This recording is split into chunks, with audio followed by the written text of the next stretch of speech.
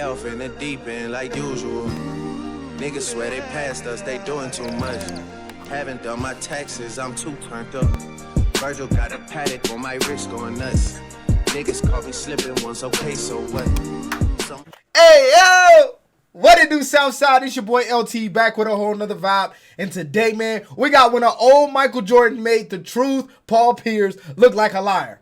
Now, a lot of people goes in my comments, they say, bro, you biased, bro. You only like Michael Jordan, you an old head. I'm not an old head. I'm 26 years old. I'm not old at all. I just know real basketball when I see it. Now, with that being said, I do not hate anybody who is a LeBron fan. If you believe LeBron is the GOAT, then he's your GOAT. I'm going to believe Michael Jordan is my GOAT. There's a lot of old heads who don't believe Michael Jordan is the GOAT. There's a lot of old heads who think Larry Bird is the GOAT. There's a lot of old heads who think Magic Johnson is the GOAT. There's a lot of old heads who think Ewing. There's a lot of, ooh, that was a stretch. Nobody think Ewing is the GOAT. Fucking hell. But you get what I'm saying. There's people who think other players are the GOAT. Right now, your kid, if you have any kids, probably think Stephen Curry is the GOAT. Real talk. I got a 16-year-old daughter, and she really had the audacity to tell me that Stephen Curry was the greatest player to ever play the game.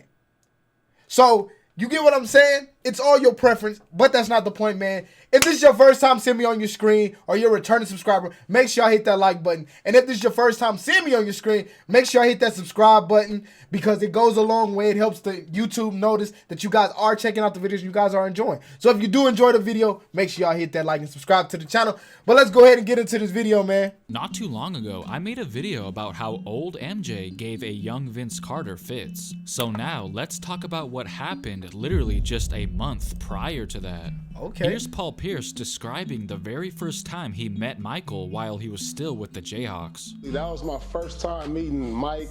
After that year, I was planning on going to the NBA. And I was like looking at Mike, kind of sizing him up. And I was like, okay, I'm a little bit taller than Mike now. You know, I can match up with him. You know, I'm saying that stuff to my head because I know I never would have had to say it to him as a college kid. Hey, P, you lucky you were sizing them up in your head and not saying nothing out and not speaking out loud. Oh, no, I wasn't going to say nothing to Mike. Pierce said that he wouldn't have dared to talk trash to Jordan while he was still in college, but 3 years into the NBA version of Pierce had no problem trash talking Jordan at all. Jordan just so happened to retire for the second time just as Pierce was drafted into the NBA. But while Jordan was away from the game temporarily, Pierce quickly established himself as one of the top young guys in the league. And it looked like Jordan noticed, because Antoine Walker, who would play against MJ in pickup games during the summer, said this, quote, Jordan talked about it all summer that he wants to play against Paul, and he would finally get his wish when he returned to the NBA as a Washington Wizard. Now, technically, their first matchup took place. That's a lot of respect for Paul Pierce. I give so much respect because for somebody as great as Michael Jordan to say, I want to play against you. Like you're talented. I really want to play against you. That says a lot about Paul Pierce's game. Now, a lot of us may think Paul Pierce is crazy and psychotic because his lists and all his analytic shit. But when we look at his game, that says a lot about his game if Michael Jordan was like, I want to play this guy. You get what I'm saying? In the preseason, but it was still a good one. They were trash talking each other all game, as Pierce had this to say afterwards. I've been waiting for this day. Once again, even though that was a preseason game, Jordan still took it personal. I mean, you can just tell by listening to the post-game press conference. He's a young kid, actually looking to come at me hard, but he's got to realize I'm coming at him too, so November 7th should be a good game. It wasn't really surprising that Jordan was looking forward to their first official meeting in the regular season, considering the trash talk that occurred in that preseason game. But what's scary is, MJ knew the exact date it was on. November 7th should be a good game. That probably made Paul Pierce excited, but also nervous at the same time. Hey, ain't no way. That would terrify me. I'm being real. If somebody came up to you and be like, I see you November 12th. I see you November 7th. Don't worry about it. I see you November. You like, nigga, how did you remember the calendar already? Was you in the back studying that? Like, you get what I'm saying? Knowing that Michael had already circled that day on his calendar, which probably made him regret. Boy, no, the fuck they didn't.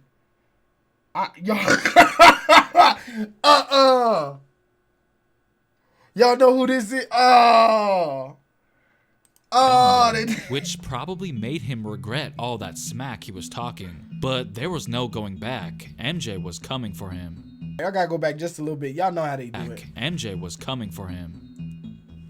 As you just heard MJ say, November 7th, 2001 would be the day he and Pierce would first meet in the regular season, which was only the 5th game into the season for both of them. So MJ didn't have to wait very long to face him again. Now remember, it was also just the 5th game into his first comeback in 1995, where he dropped 55 points on the New York Knicks. So people were curious to see if history would repeat itself, with Jordan having a similar performance this time around as well, even if he was much older.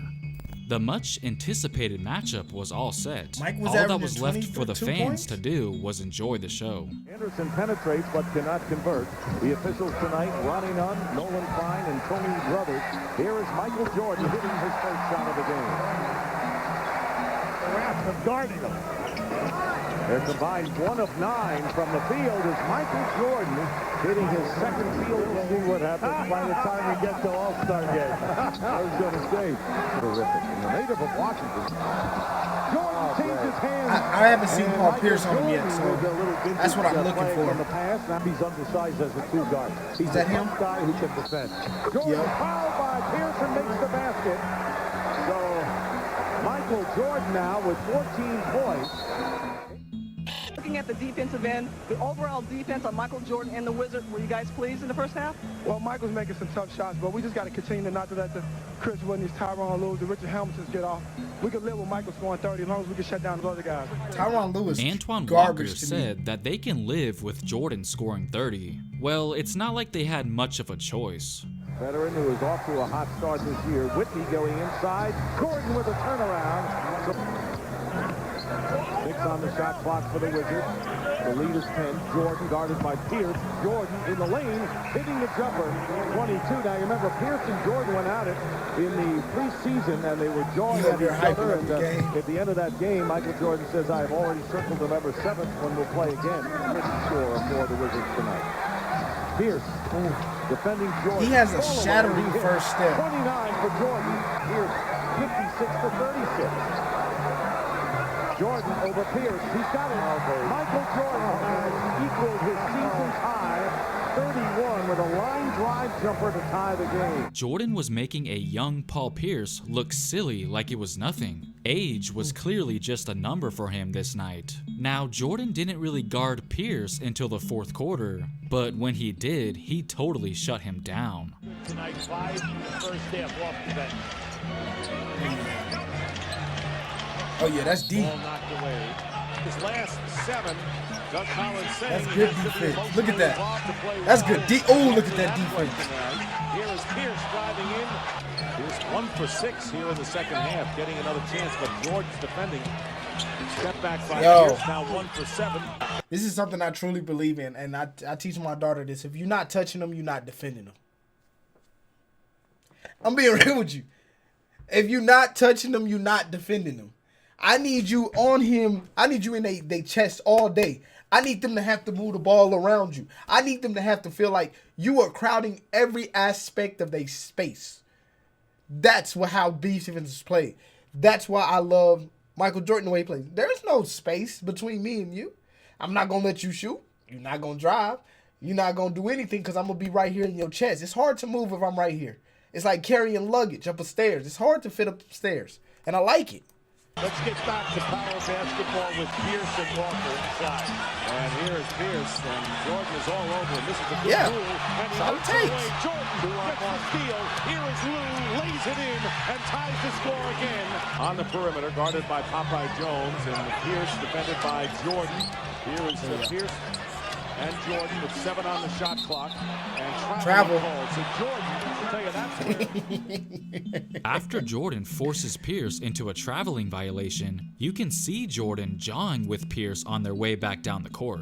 Now listen to this. Paul Pierce only put up 2 points on 1 for 6 field goals in the fourth quarter, 0 points in the last 10 minutes of the game, and just 14 points for the entire game, while Jordan put up a grand total of 32 points. You could say that maybe Pierce was just having an off night. Well, all those missed shot attempts he put up in the fourth quarter all came against Jordan. So that had to have been more than just a coincidence.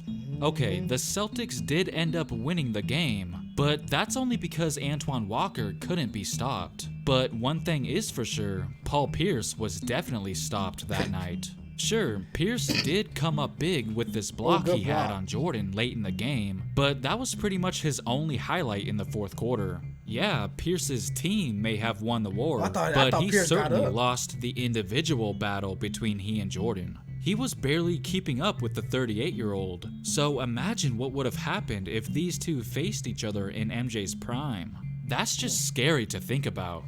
It's crazy that an old Michael Jordan shut down 2 star players in the span of just a month. That's highly impressive. Real quickly, MJ did get his revenge on Pierce with a late game block of his own during his last game in Boston, and got the victory with it as well this time. You could look at this in one of 2 ways. Either this is proof that MJ is undoubtedly the GOAT just by the way he was able to torch a young Paul Pierce, or the fact that Pierce was young and wasn't quite seasoned yet. So maybe we shouldn't make a big deal about this after all. I can look at it both ways. I'm going to look at it both ways. I'm going to be real with y'all. I'm going to look at it both ways. Yes, Paul Pierce was unseasoned, so he really wasn't at the top of his game. But you also got to look. He's 38 years old. He coming back out of the league for his second retirement. Michael Jordan isn't at the stature where he should be able to put 32 on your head. He's also not at the point where he should be guarding you like that and you can't blow by him. You're faster than him. You're younger than him. You got more stamina. You got more joint muscle movement. You got a lot of stuff that's better than his right now. You should be able to blow by him. So I can give you the benefit of the doubt and say it makes a statement that Michael Jordan is the GOAT. And it also, we can also say he was not seasoned yet. So I can vibe with it. I'm curious to know what you think down in the comments below. And please feel free to like and subscribe. Thanks for watching. All right, man. Thank y'all guys for checking out this video, man. If y'all guys did enjoy this video and y'all want to see more content like this, make sure y'all hit that like button, subscribe to the channel, turn your notifications on, leave me some comments, baby. And I miss y'all. We are back grinding 24/7. It's back to a whole nother vibe. And guess what? We outside. Peace.